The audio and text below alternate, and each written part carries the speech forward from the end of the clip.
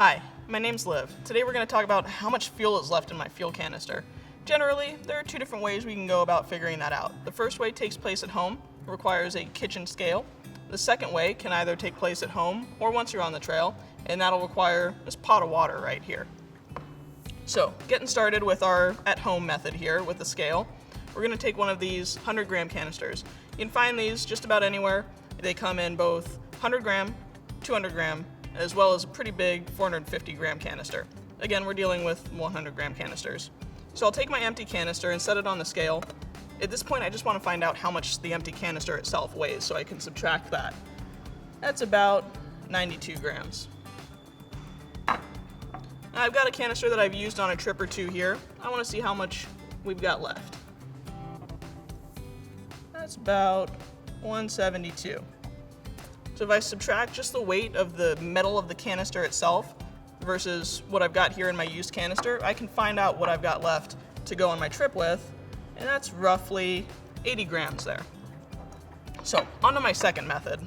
What I'm gonna do is settle the full canister and the empty canister in some water, mark where they are, set my used canister in, and compare those against the empty and new canister, so I've got a gauge.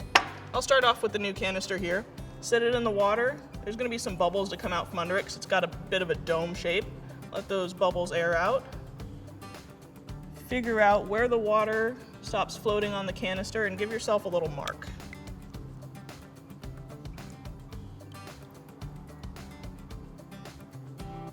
All right. Step one done. Now we've got the empty canister. Let's weigh this guy. Let those bubbles out. Come on. Find a good place to mark it. I like to look at the font on the side, a logo, anything that I can help orient myself when I'm applying that permanent marker. All right. So now that I know where empty looks like and what full looks like, I'm gonna take my used canister, try to gently gauge where I'm at here with my empty, with my full, and now settle it in here. Let those bubbles out.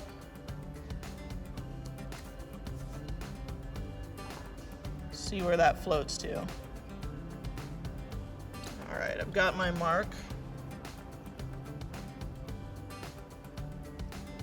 And now I can see where I was on full, where I'm going to be on empty, and where I am now, still about 3/4 of the way full. So that'll be good for an overnighter, depending on how much I plan to boil.